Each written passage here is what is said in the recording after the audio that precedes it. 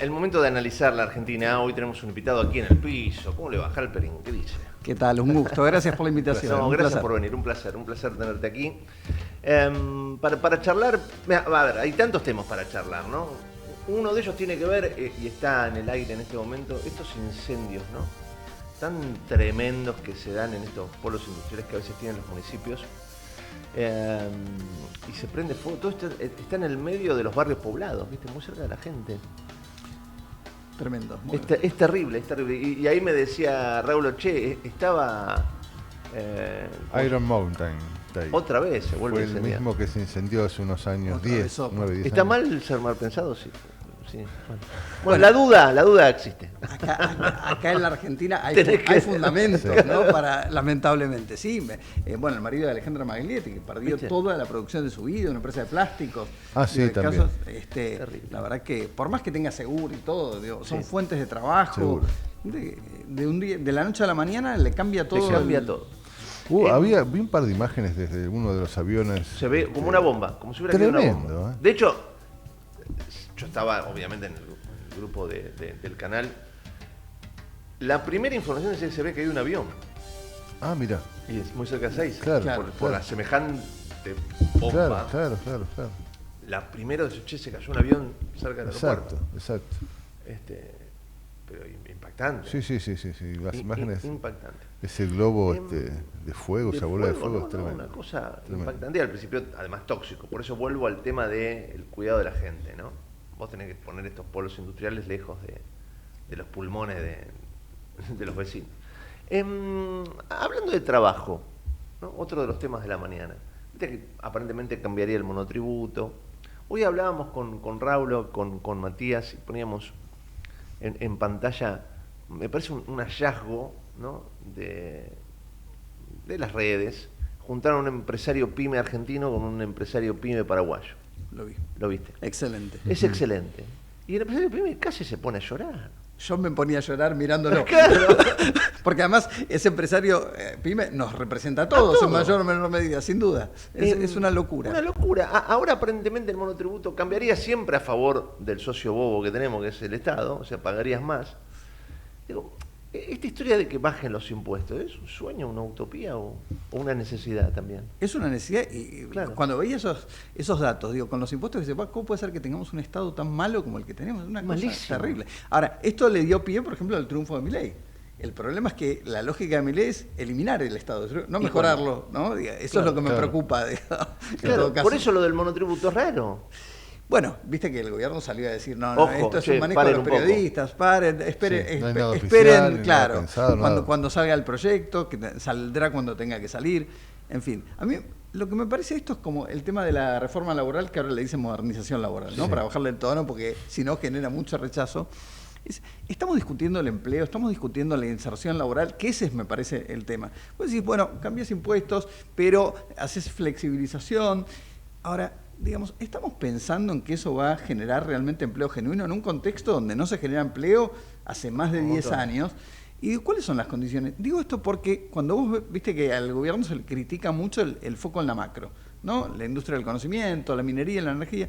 Ahora, el motor de generación de empleo, por ejemplo, que son las pymes, que generan el 80% del trabajo, uno no ve desde el gobierno una política de incentivos, de estímulos a esos sectores. Entonces, por más que vos bajes impuestos, si no hay un incentivo, un apoyo para que puedan reequiparse, ayornar su producción a los nuevos regímenes de capacitación laboral, en un contexto donde tenés además un mercado tan depreciado. Digo, si vos no acotás el mercado, digo, ¿a quién le voy a vender mi producción? Esto te lo dice el empresario. Entonces, me parece que estas cosas son las que no se discuten y genera el interrogante. Digo, sobre todo porque ya venimos a algunas experiencias pasadas donde se habló de lluvia de inversiones, incluso en la misma flexibilización laboral, que no se tradujo en una mejora de inserción laboral. Digo, me parece que estas son las discusiones que me parece que no se le da la entidad suficiente. A veces se dice, los empresarios no invierten en la Argentina porque somos Argentina y obviamente estamos marcados por todos los problemas que hemos tenido. Pero tampoco se invierte porque las condiciones no son las lógicas. El capital se mueve por una lógica racional, con incentivos, y más en un momento de globalización donde sabe que no la ponés en el país A, tenés la opción B, C, D, digo, tenés otras alternativas. Entonces, nosotros competimos. Yo soy empresario, por esto, tengo que invertir una pyme en Paraguay o en Argentina, veo ese video, y ya Es clarísimo, está claro dónde es voy a claro. invertir. Y sobre todo reglas claras, ¿no? Yo me acuerdo de un famoso empresario que decía, póngame la regla que quiera, lo único que le pido es que me la mantenga. Yo me puedo adaptar, pero si usted después en 2, 4 años viene y me cambia la todo. película, bueno, ¿qué hacemos? Claro, claro. Y esto viene pasando desde hace... Es un otra vez sopa. Sí. Sí, sí, sí. ¿Hay patriotismo en el empresario argentino que a pesar de todo se queda? Porque vos decís, sos tonto, ¿por qué te quedas? Bueno, no, es cierto que hay empresarios, esto me lo dijo alguna vez un empresario familiar que se había fundido muchísimo y también muchas veces se había levantado herido, y esto no te hizo repensar la posibilidad. Me dice, es que es cierto que en la Argentina te puedes fundir con mucha facilidad, pero también con mucha facilidad puedes levantarte, sobre todo quienes están más adentrados en el negocio financiero, ¿no? Porque la Argentina te genera oportunidades, hay que estar en el tema, tener recursos, margen y, bueno, la disposición a riesgo, ¿no? Que no es menor. Yo digo, Sí, claro. yo con mucho menos me infarto. Pero también es cierto que este ha sido históricamente un, digamos, sin dejar de reconocer al empresario patriota, como vos bien destacados, pero históricamente recuerden que se habla acá de un país de empresarios ricos y empresas pobres, Sí. ¿no? Esta cosa que acá falta una cultura de capitalismo schumpeteriano, del empresario que reinvierte la ganancia, no hay una actitud de mirada a largo plazo, por una cuestión cultural y de nuevo, porque los incentivos tampoco estimulan a modificar ese panorama de situación, ¿no? Esa lógica de funcionamiento. Sí. Vos sabés que me pongo a pensar cada vez que se hablan estas cuestiones entre el empresariado, y aquel que tiene una pyme, que no deja de ser también un patriota, y cuando la querés tener en regla, con todo en blanco, todo en orden, bueno, el margen es mínimo. Me pongo a pensar que si bien este gobierno planteó un desdén o esta idea de que el Estado, bueno, claramente nada estatista es este gobierno, y sin embargo, lo que le ofrece el Estado a la gente sigue siendo poco, malo, ineficiente y chiquitito, y bueno, básicamente te plantea justamente la posibilidad de lo complicado que es vivir en una empresa sin tener que evadir y sin tener que generar una cuestión que no sea muy santa para sostenerse, digo. Y a veces me pasa que este gobierno me hace pensar como que está pensando en un Estado para algunos y se olvida del Estado para otros. Las pymes, sobre todo, están viviendo un momento muy oscuro y muy complejo, y allí el Estado no aparece. Y uno se pone a pensar en las grandes corporaciones y tal vez tienen algunas, es como que el gobierno está pensando un poco más en ellas. ¿Vos cómo lo ves eso? Totalmente, digo, me parece que hay una lógica de darwinismo, ¿no? El presidente ha dicho que la justicia social es una aberración, que Bueno, sobrevivirá aquel que se pueda adaptar. Bueno, yo tengo otra visión, pero también es cierto que hay mucha gente que suscribe a esta idea. El problema es, me quedó muy grabado ayer Guillermo Oliveto, un especialista en consumo, decía, vivimos en una Argentina dual, donde de repente te encontrás un 70% de la población que tiene dificultades para llegar a fin de mes, que el mes se le termina el día 15 o 20, fíjate la morosidad que hay Sí. en el pago de tarjetas de crédito para pagar gastos corrientes. Y al mismo tiempo, en determinados momentos, no hay pasajes a Miami, ¿no? Digo, conviven, que eso implica al 30% de la población. Pero bueno, la pregunta es, parecería que no es sustentable. Además, digo, nosotros no somos, con todo respeto, no somos ni Perú ni Paraguay. Aquí hay una cultura Claro, de clase media que se está Muy muriendo. que reclama y demanda, y digo, cuidado con esto. Esto que vos decías del empresario pyme, bueno, es perverso. Digamos, para un empresario pyme, la diferencia entre pagar o no los impuestos que le corresponderían es la diferencia entre tener que bajar la persiana o poder seguir abriendo el boliche totalmente. al día siguiente. Y esto es como, todos fingimos demencia, ¿no? Pero así no funciona. Sí. Quiero pensar con vos la Argentina, que es parte de esto, ¿no? Hace 2 meses parece que todo se desaparecía, se prendía fuego las calles, el gobierno perdía por escándalo, ¿no? Entonces, nada, iba a ser todo un desastre, lo iban a sacar a patada, el helicóptero. De pronto gana, ¿no? Gana el gobierno, gana muy bien, esto hay que decirlo, gana muy bien. Hoy lo veo sólido, lo ves ahí a Santilli negociando con los gobernadores. El otro día estuvo Jaldo, que es un muchacho difícil, un señor complicado. Bueno, entre otros, vos lo ves ahí negociando, charlando. Está, a mi gusto, vas a coincidir, me parece que está garantizada la gobernabilidad durante 2 años. Este proceso, esta elección te lo marca. Y entonces, a partir de ahora, ¿hay una luz para cosas importantes? Si uno mira las últimas encuestas, uno diría que el resultado del 26 de octubre recreó las expectativas favorables. Un gobierno que venía en caída libre. Total, ¿no? Siempre decíamos, fíjate que el indicador que viene pronosticando mejor el resultado de la elección, que es el índice de confianza del gobierno, que elabora la Universidad Torcuato Di Tella con Poliarquía, dio 41%. Ahora, la última medición, que coincide con el resultado electoral prácticamente. Ahora, si vos mirás ese mismo indicador, venía arrastrando 6, 7 caídas consecutivas. Entonces digo, cuidado con no quedarse enamorado de la foto y no perder de vista la película, ¿no? Entonces, ahora todos están mirando con mucha atención, me parece que es la pregunta, el rol de Santilli. Pues tiene un desafío mayúsculo, digamos, porque la ascensión es, digamos, se muestra como alguien conciliador, dialoguista, con mucha expertise política y sin duda la tiene, digo, esto hay que reconocerlo.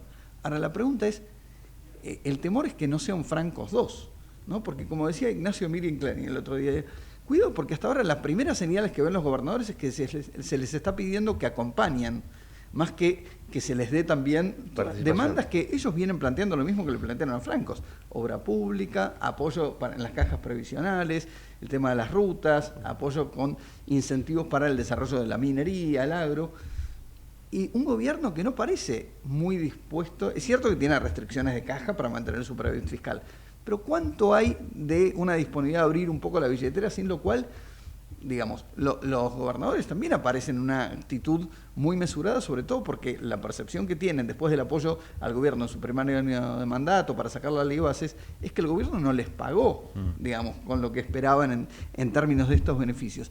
Con lo cual, digo, es un desafío mayúsculo, ¿no? Sí. Y el desafío de Santilli es no ser un francos dos. Sí, y sin embargo, me atrevo a completar lo que planteas, sin embargo, en las elecciones, aquella fuerza que planteaba la posibilidad de que los gobernadores tuvieran un poco más, hablo de Provincias Unidas, ha sacado no tuvo eco, por lo menos. Muy, muy bajos y no han tenido eco. Y esto la pregunta es, ¿se planteó mal la campaña desde ellos? ¿Ocurrió algo que la gente no prendió? ¿Cómo fue? ¿O básicamente siguen siendo tipos que en todo caso sin el poder central no generan demasiado, digo? Yo creo que lo que nos dejó como legado el resultado del 26 de octubre es que están activos muy fuertemente en la ciudadanía ciertos temores y me atrevería a decir traumas, ¿no? Para un electorado que, como destaca Andrés Malamud, es mayormente antikirchnerista, el temor al retorno del kirchnerismo, que se activa sobre todo a partir de la elección en Provincia de Buenos Aires del 7 de septiembre, Cuca, fue famoso. muy fuerte. Y en ese contexto me parece que el gobierno, como ninguna otra fuerza política, digo el peronismo como Provincias Unidas, y fíjate todos los espacios de centro que había, ¿no? María Eugenia Talerico, con Potencia, sí, Facundo Manes, etcétera, quedó como muy dispersa, ¿no? La oferta opositora. No generó nitidez. A mí me quedó muy grabado, viendo perspectiva, por ejemplo, discursos de Maxi Puyaro o de María Eugenia Talerico, donde decían, lo importante es que no vuelva al kirchnerismo. Si esa es la lógica, me parece que el gobierno lleva las de ganar, porque tiene una propuesta más nítida en ese sentido. Yo creo que la oposición, y me refiero, insisto, a los espacios de centro como el panperonismo, se durmieron un poco, en el sentido que creo que especularon y apostaron a un desgaste del gobierno que efectivamente lo venía teniendo, pero desde el punto de vista de la demanda de la ciudadanía, eso tiene gusto a poco, ¿no? Se esperaba un poco más en términos propositivos y creo que había aspectos a trabajar. Críticas al gobierno, que incluso, lo hemos destacado acá, aparecen en su propio electorado, sobre todo en lo que tiene que ver con la educación, la salud, la falta de bienes públicos, discapacidad, jubilados. Son cuestiones medulares muy críticas, donde la gente dice, sí, ajuste sí, pero no a cualquier precio. Hay cosas que no se tocan, ¿no? Creo que en este caso puntualmente la gente parece que entendió, por lo menos el resultado de la elección así lo demanda, es que la gente entendió que venimos de un desastre. Porque somos un país de memoria corta. Totalmente. Nuestro crecimiento, somos contemporáneos. Siempre nos pasaban cosas terribles, después venía otro gobierno y ya parece como que te olvidaste de lo que heredaste. Es verdad que este gobierno heredó un desastre, esto es verdad. Pero como vos decís, bueno, las expectativas pueden ser otras. No siempre digo, el que asume prometiéndote cosas que tiene que cumplir.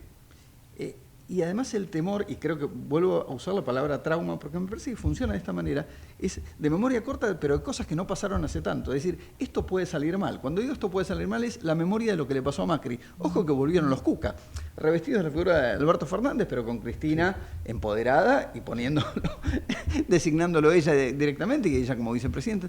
Me parece que esto generó un temor muy fuerte. Y por otro lado, hay un núcleo duro que acompaña al gobierno, el 30%, que lo viene acompañando desde las elecciones generales de 2023, que también en buena medida comulga con los modos del presidente, aunque no sea políticamente correcto. Y yo creo que también en esta elección hubo algo de voto vergüenza, de decir, sí, no nos gusta el atropello, el ímpetu o la iracundia del presidente, Pero también la lógica de, pero si sos mucho más blandito no funciona, el riesgo es que te pase lo que le pasó a Macri.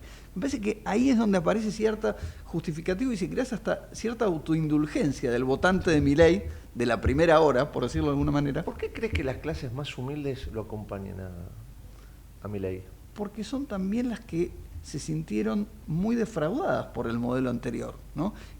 Fíjate que la inflación totalmente descontrolada, donde más golpea es en los sectores más humildes. Y donde también hay ciertas promesas que no se cumplieron. Los planes sociales, ok, te los aguanto un tiempo, pero fíjate que hay prácticamente 3 generaciones que no conocen la cultura del trabajo. Quiero decir, eso no se tradujo en ningún momento en, bueno, hoy te doy el pescado, pero de a poquito te voy dando la caña. Siguiendo la metáfora, parecía que la caña no llegaba nunca, ¿no? Entonces me parece que esto conspiró contra la propuesta y la oferta, sobre todo los gobiernos kirchneristas que hoy están tan desacreditados, ¿no? Es un tema, porque yo camino el conurbano bonaerense y noto mucho esto que vos decís, ¿no? Me encuentro con madres que me dicen, yo no quiero que mi hijo esté cerca del paco, cerca de la droga, que no tenga ninguna posibilidad de crecimiento, que la educación, porque la gente se da cuenta, yo quizás no me eduqué bien, pero yo me doy cuenta si a mi hijo lo están educando bien o mal. La educación es malísima, quiero otra cosa. Y donde el Estado no entra es una ventana de oportunidad para el narco, ¿no? Totalmente. Y una cuestión que se veía mucho en los grupos focales con los sectores medios bajos, ellos se sentían en competencia con la gente que recibe planes. Dice, finalmente yo, cuando hago las cuentas, el changarina, el trabajador informal, yo no cobro mucho más que una familia que a lo mejor tiene 5 hijos y cobra la UH. Entonces, esa sensación de injusticia, ¿no? Te diría que hasta generaba una cierta lucha intraclase, ¿no? de puja distributiva muy fuerte, y me parece que eso también explica en buena medida el apoyo de esos sectores a la propuesta de Milei de vengo a romper todo, ¿no? El problema es que yo creo que, lo destacaba Oliveto ayer, ahora el desafío del gobierno es cómo pasar de la lógica destructiva, la motosierra, a ahora hay que construir, digamos, ¿no? Porque claro, si no nos quedamos en tierra arrasada. Digo, necesito que me devuelvas la zanahoria, algo en que creer. ¿Y cómo ves la posibilidad de esa construcción, digo, a partir del resultado, donde claramente en el Congreso vamos a vivir y vamos a ser testigos de 2 o 3 leyes que van a ser muy importantes, entre ellas la reforma laboral o la modernización laboral, como le llaman ahora? Digo, en algún punto el Congreso ahora es bastante más equitativo en cuanto a sus fuerzas, están mucho más parejos. Era lógico que el gobierno ganara diputados y ganara senadores en el Congreso porque veníamos de una elección anterior donde había sido muy pobre. Y tuvo que recurrir a los famosos radicales K y demás. ¿Cómo ves esa pelea en el Congreso, que es donde tal vez empieza la base de la construcción del gobierno, o sea, inclusive metiéndose la política con Santini en el medio y la posibilidad de que los gobernadores le digan a sus diputados que de alguna manera acompañen? ¿Cómo lo ves? La pregunta es si vamos a ver un gobierno más parecido al de 2024 respecto a 2026, digo, claro, ¿no? O al de 2025. Son versiones totalmente distintas. Digo porque en 2024, con ese escenario donde el gobierno en una luna de miel, y ahora entramos en una segunda luna de miel, y creo que es una gran ventana de oportunidades para el gobierno, la sabe aprovechar, sabiendo que el Congreso acompaña muy responsablemente porque va a seguir el legado de las urnas, ¿no? Y el apoyo de la opinión pública, no se va a querer enemistar, tiene una posición totalmente disgregada que está fuera de foco, que no sabe para dónde ir. Y por otro lado tiene un escenario internacional, todo el apoyo de Estados Unidos, sin duda, y ahora viene la cosecha del agro, con lo cual tiene un margen económico. La pregunta es si lo va a poder capitalizar, porque el crédito, me parece que el riesgo es que el gobierno considere esto como un cheque en blanco, porque esto pasó, y a mi juicio te diría, le pondría fecha, le pasó básicamente con el triunfo en Ciudad de Buenos Aires el 18 de mayo, donde había ganado el 30%, y que es un 16% del padrón, porque tenés el 47% que no fue a votar. Y ahí ganó la lógica del purismo. Digo, cuando aparece toda esta idea de que Karina Milei salió empoderada, yo entiendo y creo que fue un éxito del gobierno tener anclaje territorial en todo el país, pero también hubo cosas que para mí no le funcionaron. Digo, plantarle competencia a los gobernadores, y te pongo el caso paradigmático, porque para mí fue Corrientes, tenían todo para acordar, pusieron una lista aparte y la Libertad Avanza hacia la 4ª, en la elección que fue justo una semana antes del 7 de septiembre. Sí. Entonces, Me parece que si van con esa lógica purista y no van a negociar, otra vez queda una lógica endogámica donde el gobierno reduce su base de sustentación y después le pasa lo que le pasó el 7 de septiembre, ¿no? O los indicadores que vienen caídos en términos de confianza, optimismo y expectativas que no se ven ancladas de acuerdo a lo que se presumía ahora. Estamos entrando en, para mí siempre, quizás traumáticamente, el mes más complicado del año. Para mí diciembre siempre lo fue, quizás, qué sé yo. La mayor la cantidad historia de lo gases dice, y ¿no? balas de goma en mi espalda han sido en diciembre. Digo, qué sé yo, llega diciembre y me decís, bueno, parece que viene tranquilo y arranca un 2026, un año no electoral. Entonces, ¿tu mirada cuál es? ¿Es una mirada de crecimiento lento, pero crecimiento? No. Mira, me parece que la gente está dudas. anestesiada y como vos bien destacabas, la gente está muy pragmática, en el sentido de no espera una lógica del Mesías, ¿no? No. De que le resuelvan todo. Pero también es cierto que, digamos, este crédito que se le dio al gobierno, que la principal responsabilidad por los problemas heredados viene de afuera, un gobierno que entra en la segunda mitad de su mandato ya va a tener que asumir alguna atribución por las cosas que funcionan bien, pero también las que no. Entonces ahí es donde tengo duda. Tengo igualmente una discrepancia respecto a que el 2026 no sea un año electoral.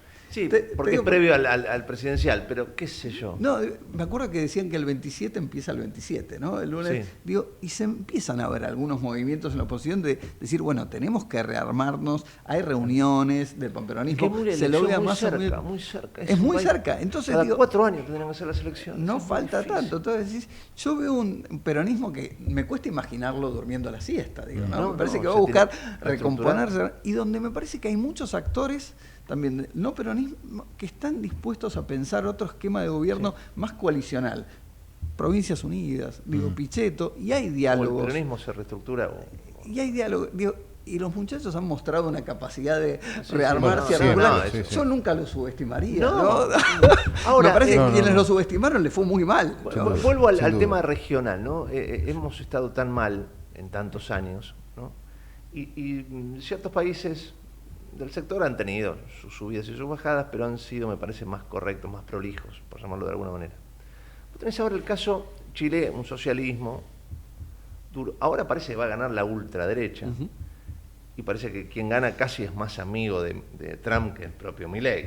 O sea, entonces, un Chile ultraderecha, ¿es un socio estratégico o quizás vos decís Estados Unidos, che, apoyemos a esto, necesitamos a alguien al Cono Sur, Chile es más prolijo que los argentinos, o no?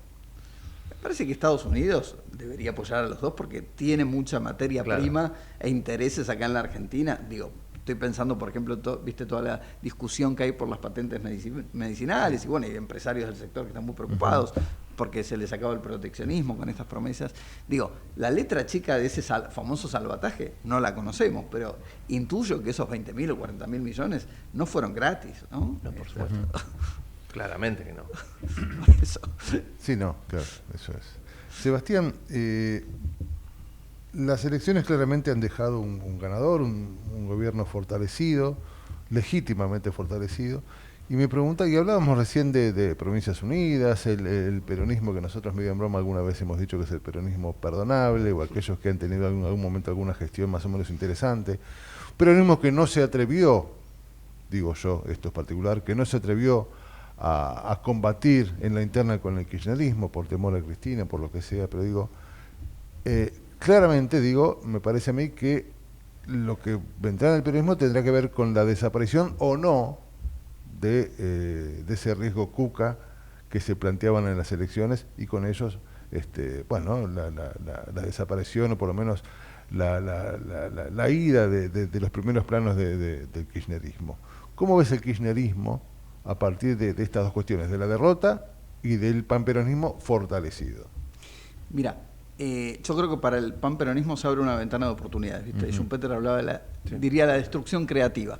Me parece que lo tiene que capitalizar. Creo que la escena de Cristina bailando en el balcón de San José 11-11, el 26 de octubre, que uno podría pensar, lo único que podía celebrar era la derrota de Kicillof, que hasta el día anterior, después del 7 de septiembre, era el candidato cantado, y ahora es uno más del pelotón.